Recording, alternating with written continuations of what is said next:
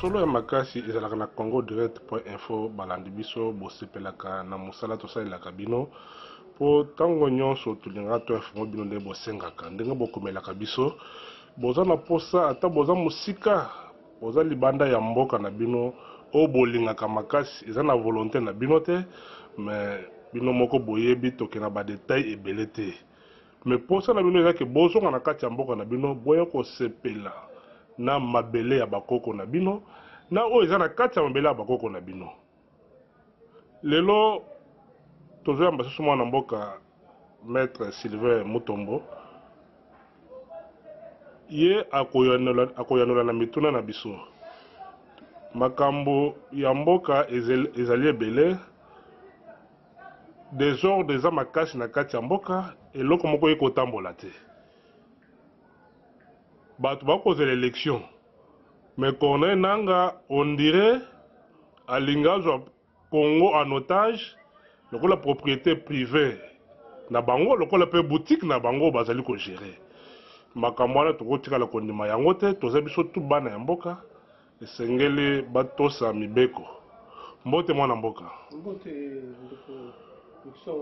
mwana mboka bonne santé kitoko toza kobunda malgré ba saison chez Moukeye kopesa bato ba grippe tout ça mais tozali force nyonso pour la kobunda bonne synergie SMAC synergie de mouvement association et cercle de réflexion de l'UDPS SMAC Barry de Pes en sigle ezali lingomba monene oyo esangisi ba plateforme nyonso na ba mouvement nyonso na ba cercle de réflexion nyonso ya bana ya UDPS na Kinshasa pe na ba province nyonso ya Congo pour appuyer ba action ya parti na ba fédération na biso pour tous au pouvoir na ndenge ya ki orphelin ya solo mwana mboka Maître Sylvain Mutombo bino ba cadre UDPS toyokaki bozaki na conclave avant-hier na Wileri na Africana TV na Bruno Chibala eza ndenge nini o anizalaki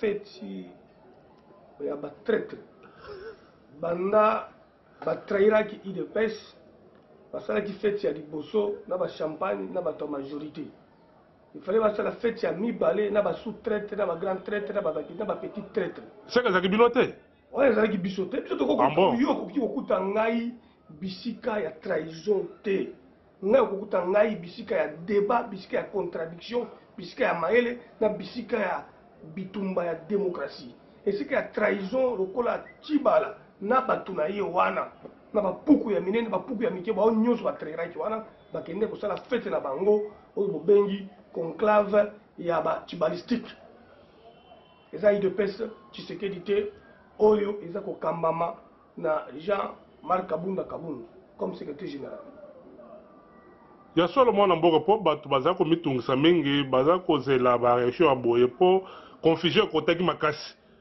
me ndenge nini Chibala lelo akoki kobima na kombo ya UDPS bino moto opesi nzela to eza ndenge nini ye aza ya liboso te Sami Badibanga akota na kombo ya UDPS asuka wapi Birindwa akenda na kombo ya UDPS asuka wapi Liao abeta koteri na kombo ya UDPS asuka wapi Kibasa le président même du parti abeta koteri na ye na UDPS Kibasa asuka wapi bandeko na biso wa mbulumbulu ya CCC oyo baza na poani Chibala mo baza na poani dendo ato ba pesi $1 million leo pour apanza UDPS akoko kabla biso $1 te akoko kango te teto yebisi azo kaka courage lokola ndeko na biso Belgique après échec ya congrès na ye azo courage ya kosala UDPS akosala CDPS asala CDPS na ye akomi kobunda toko yebisa pe ye azo courage akomata UDPS Chibala toko bundisa ete basala UDPS ngoy mukendi basala UDPS Birindo basala UDPS Kipasa basala UDPS soki portrait Maloba basala UDPS soki Mabonzo soki UDPS Zabata mais UDPS ya solo maison mère yebani ke eza na lignée spirituelle lignée du sang lignée de la formation orthodoxe pour la bonne gestion lignée du combat des résistants Félix Tshisekedi Fachi azoya pour akambango lobby ya solo mwana mboka to tozalaka na sujet oyo ya oyo etali Bruno Tshibala na mwa mikolo asali la primature en tant que premier ministre. Vion asali ngai ya minene ko abengisaki ngai po badébauche ngai nayebisaki ye olingi okende kocombattre de l'intérieur po ya koede idps o tshisekedi atiki ou bien olingi osala makambo na yo oh non yo kozala ministre soki olandi kaka ngai makambo na yo na limite esili ngai naza na démarche na ngai nabima na réunion wana na ye nayebisi président Félix nalobi mutu oyo aza na mission ya kopanza nde OIDPS na biso héritage oyo batikeli biso epa ya bokolanga Etienne Tshisekedi de triste mémoire vie na biso to malanda atikeli biso Etienne Tshisekedi wa Mulumba. Donc déjà elle asali déclaration ya koloba ke bato bakolanda ye eza mpona combat Tshisekedi te tokomprenaki mbala moko ke c'est la Kabylie ezalaki trahison ya koécarte Félix pour que ye azwa ebonga wana a continuer koservir nouveau maître Kabila oyo basi bayambani na ye bakomi eloko moko na vienyau. Donc masolo wana eza masolo ya batraître, masolo wana eza bato masolo ya badébauché, masolo wana eza bandumba politique. Ndumba politique na ndumba oyo ya normal baka ndenge moko te intérêt mbongo o combien bapesi asali affaire esili ye mpe batunaki ye andimi bapesi ye la asali affaire na ye kolongwa na mpiaka kolongwa ki locataire onazo mpe palais oza palais ngai siko biso makambo oyo onga sumba palais ifo bakendeka kodébauchenga donc Congo ezaka mboka na biso ezongi niveau moko ya trop bas pour que ozwa moi valeur ozwa moi bozwi il faut trahir pour ozwa un poste inversion de valeur un pays malade il faut aller corrompre il faut aller tricher il faut aller trahir pour être nommé ministre tala o mosusu ya sensawa siko bavérité na nyonso bakomi kopanza ye na kokoma ayebi te na boye ayebi te na koloba français ayebi te asali licence soki na LMD vie na bino olenga ngo ete ye ayebinga bien apeti na ete ayebinga bien te mais oyo eza makambo ya politike te na otiki kolanda po apesanga mbongo te ere azalaki politicien nasenga ya mbongo te lelo nde atrahir na kokende ngo na ye aventure wana esili tokosukisa bango maître Sylvain Mutombo na ye na Tshibala maître Sylvain Mutombo baza batrahir de la république tozala sérieux quand même lutte olenga nko ya sali na opposition pembe na Etienne Tshisekedi aumeli est-ce que c'était un commerçant des aventures politiques, un vendeur des informations politiques. Il vendait à qui? À ses maîtres. Lui, il a travaillé où? Il a travaillé où? On lui a donné l'argent d'être ministre de transport ici. Vous connaissez la suite? Chef du gouvernement pour détournement.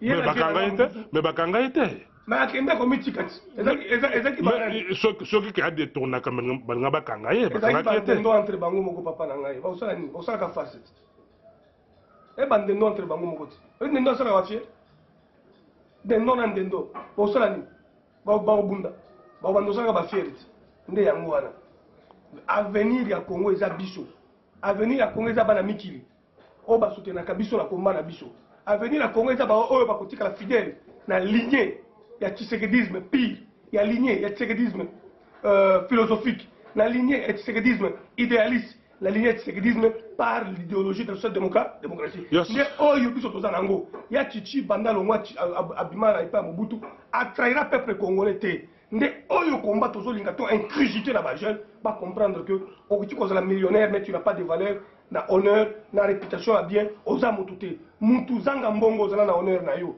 Nde combat Tshisekedi wa Mulumba. Il était plus grand, sans avoir de millions, mais tout le monde venait s'incliner chez lui à la maison. Des Otolingito ancrés dans le futur leader Rabiso, Fachi, ou rien, Félix Antoine Tshisekedi ou rien. Olingi, Yaka Oboma Biso, pour empêcher d'accéder à la présidence IDPS, pour empêcher Biso d'accéder à la candidature. Tokokoma wana mwana mboka Sylvain Mutombo, to lobelana makambo ya ndenge mboka ekotambola lelo insécurité to ya dollar ekomata bila ya Tshibala banda azoué primature yo makambo susu na website obi kinga naza économiste obi kinga naza ba étude sur la finance publique obi ki à côté premier ministre a tché budget imaginaire a tché ka ba chiffre confondu biloko nyonso c'est kendaki déjà elle a vu Sami Badi Bangasa, Zogi va crédit provisionnel, Mbongo c'est le compte. Dans quel c'est l'État? Mbongo est athée. Oh, les autres, ils ont du bricolage. Bozoana, Bozongisa. Toi, la poche, oh, Tiawana. Bozoana, Botiawa. Il n'y a plus d'argent dans le trésor public. Mbongo est athée. Oh, il va l'être, on va commettre les bateaux, la poto. Bah, il fait mine, le gouvernement étranger pour pas soutenir les Mbongo. Elle est à Zulette, à Bambi, à la place publique. À quoi qu'on Mbongo? Il y a le bateau qui génère des recettes. À quoi générer des recettes dans la politique. Les mines ferment dans le Katanga. Les mines ferment partout. Les prix sous le cours normal, il y a des matériaux. Et c'est qui dit? Il y a des minéraux. Et c'est qui dit ma casse? À cause d'un bon wapi. Quand la mine qui était trop bonne, il faut courir n'a pas été. Et au Inde, la mammouth. Grève. Désobéissance civile. Bah, médecin, pas la grève. Bah, magistrat, pas au la mine qui était. Bah, fonctionnaire, pas annoncé dans Yango. Ayako, qu'on stabilise monnaie de dollar est comme dans 117. Dollar est comme dans 117 et comme matati 20. Tu as lié à net. Et tu as dit que Bakanisa. Mais moi, je ne vais pas dire ce que je dis. Bakanisa, corps de Saint-Sylvestre. Et il y a qui est l'Obanini. Les lots, jeté au propre Rabango, l'Iboso, l'église catholique, où il y a Bunda qui m'a cassé pour tranquilliser la situation. Parce qu'il faut créer 5 ans à Bango. 2 chambres réunies. Vous voyez 5 ans à Bango. Ils ont 15 ans à Mina, 5 ans à Bango. Ba dédoubler ba biloko nyonso ba kiti ko dédoubler 5 ans arrangement particulier ba do signer ngo liboso 5 ans ba ngo créer 5 ans na bango mina kuna kengo on a dérangement te oh ba créer 5 ans na bango yo iba kana ngote dérangement particulier ba créer 5 ans na bango vraiment 5 ans na bango président évêque Monsengo évêque Kengo na archevêque Minaku ba yambi ba arrangement impropre à la consommation du peuple congolais. Bah salut va bien la kabisala sala bah modifier en gros donc bah changer bah texte ben mboka nini mboka on va dire que gérer biso pas bah irrégulier mboka ils ont géré par les mafieux mboka ils ont géré par les gens qui haïssent le peuple congolais. Oh papa nanga Frank Diongo na boloko na pesi mbote l'état mouyini l'état mobomi l'état démon l'état ndoki l'État a sens à mon côté, il y a quoi qui a le peuple congolais, il faut battre le peuple congolais. Son quoi il y a la maladie, au coup final, ambulance c'est quoi nous a collé caillou, attaque quoi nous a joué, à combien on a hôpital nini, total à lobby, peuple congolais, timba, il y a qui tient avant coup fort à 5 qui sont nyonso, tout travail na bolingo, tout sangana davantage pour que bah imposteur va kende. La côté na biso la synergie, to si to zoa qui 300 formateurs de formateurs, oyo to formaki. De ton ça, félicitations Mingi, le candidat président du parti, candidat président, il y a eu de peste élection présidentielle. Tu as commis sur place, candidat, mais congrès, à quand les congrès, il y a eu des pestes, Binova, tu as eu des pestes, vous, ça fait ma campagne. Pourquoi il y a un pouvoir que tout ça déjà, la force et le terrain pour vous former des témoins. Tout Oyo et vous allez s'équiter. Donc si tu formes 300 formateurs de formateurs, vous allez déployer dès la semaine prochaine dans la fédération. Na ba province na intérieur pour ba kende ko former ba témoin ayi de pes bisika nyonso na ba cellule na ba quartier na ba territoire na ba district na ba province pour que tout le monde a comment est-ce que ba ko zo maladie yango imulunda ko ya ko économie ba député les joujou to ko za la kaka na combat PV sur PV to gagner to publier déjà résultat ba ngo publier ya bango to publier ya biso et to ko sala na comparaison ya ba appel et pour procès verbaux et to ko na juste ba ko kriba ko tricher ndenge aventure na bango et si tu as formation, tu as le pourquoi de technique de votre parallèle. Lui de pêche doit avoir des témoins partout. Là où lui de pêche n'aura pas de témoins, lui de pêche travaillera avec l'église catholique, lui de pêche travaillera avec les partis alliés qui auront l'ancrage sur ces témoins-là. Et nous allons démontrer à la face du monde que nos stratégies que nous allons délivrer à la population, aux organismes de collaboration que nous allons mettre sur pied seront vraiment efficaces et nous allons gagner les élections avec Antoine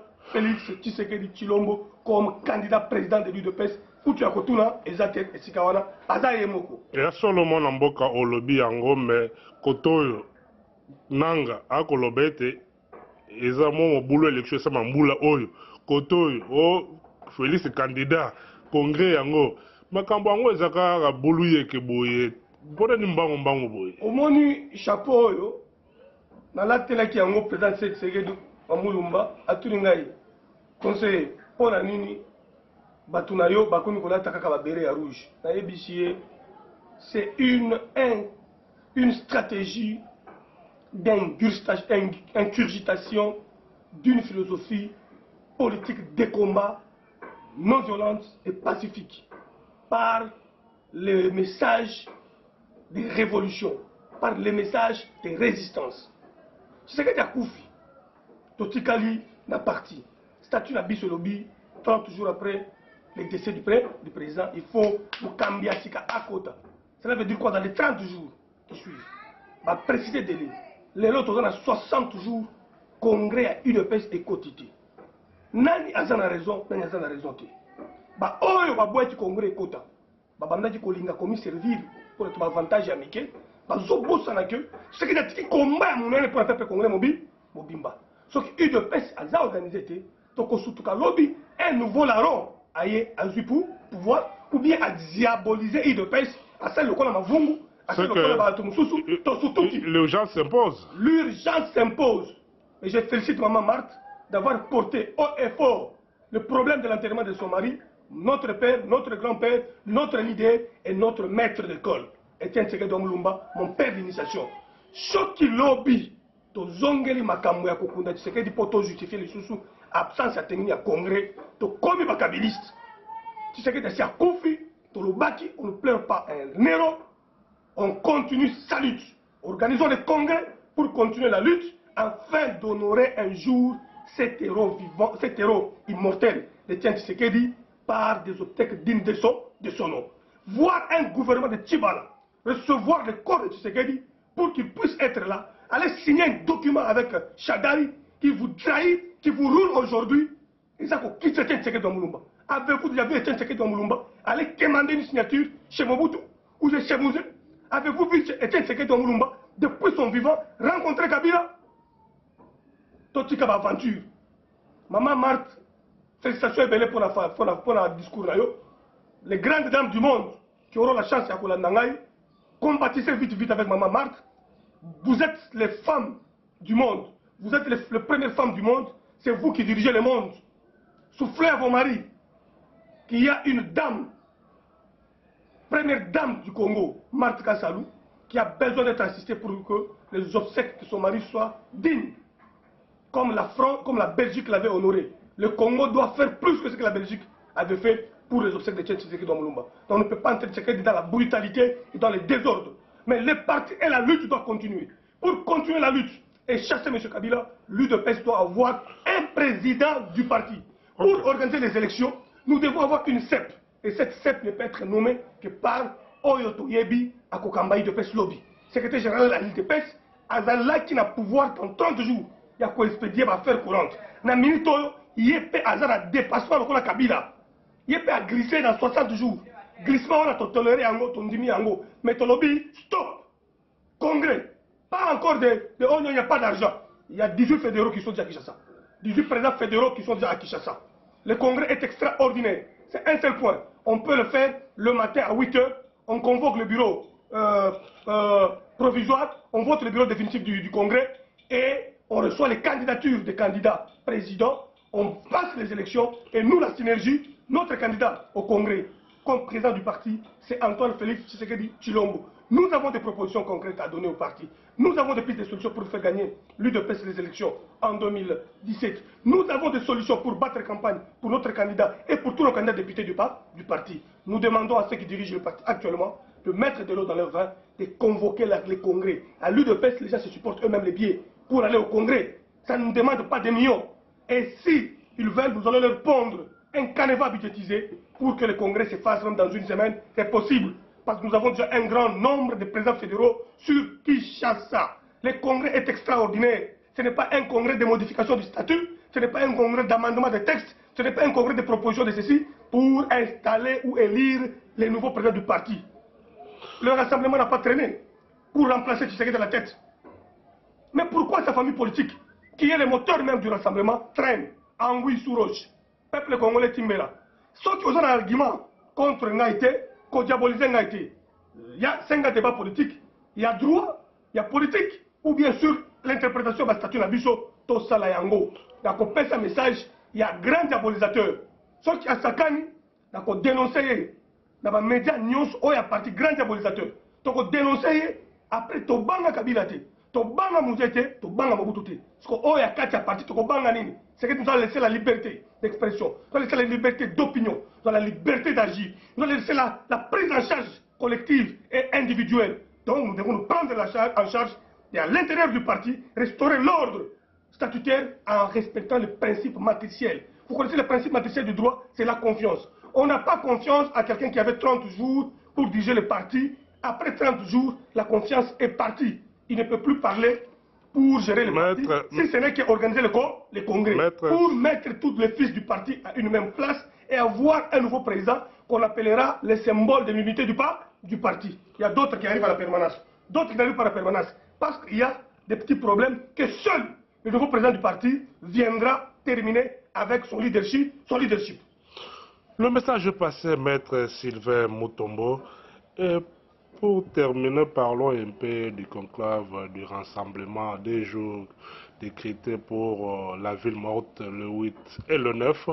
Votre lecture sur le rapport final du conclave du rassemblement? Nous saluons le conclave du rassemblement qui a pondu résolution Moko Kitoko Makasi. Rejeter d'abord toute tentative de prolongation du délai inscrit dans l'accord de Saint-Sylvestre, se battre pour faire respecter cet accord et se battre s'il y a une possibilité de faire partir Kabila dans le délai par la voie électorale, de le faire partir et instaurer un climat apaisé dans le pays. Et sur ce, ils ont projeté plusieurs activités politiques que la synergie entrevoit soutenir jusqu'à la réalisation du mandat du président Kabila d'ici quelques 4 à 5 mois. Donc nous saluons les villes mortes qui sont proclamées, nous saluons la désobéissance civique qui ne sont que de moyens pacifiques reconnus à un peuple opprimé. C'est la fin de notre entretien aujourd'hui, Maître Sylvain Mutombo. Nakanisi balandi biso bakosepela na propos na yo po obomaki maloba te. Na bombe ngana ko bombe lokuta. Na bomba na kufa. Na kufa. Na ko bomba te, na ko loba na ngakakata. Tu sais dans mobimba, soki na koti na bureau, ils allaient qui débat constructif. Ils allaient qui échange. Donc président, je suis pas d'accord avec ça. Non, Sylvain, tu trouves que ça néboé pendant tout le temps que je suis passé à côté du président Etienne Tshisekedi Wamulumba. Le loyo, to comme il faut soutenir, tout le monde il est le seul à côté que ça ne va tenir sur la partie. Tu as besoin d'avoir divisé le commun. Tu as besoin d'avoir unificateur commun. Fachi, lobby. Bandeko tokomi na suka ya masolo na biso na Maître Sylvain Mutombo bolandi na bolai asanzi nyonso bosepela mingi ntango alobaka po kobanga ezalaka te. Merci na bino nyonso bosutenaka biso bisika bozali na bosani te mama Nadine Zola Kabasele Muboyai, Espek Kema, Sylvain Kaninda Pasteur, Mariangoy, Godembala, Jano Kabuya, Rachel Kabenalumba, l'appellation bien contrôlée, Madova la marraine, Toza Ilongo. Maton de Mingi Maître Sylvain. Et puis, nous avons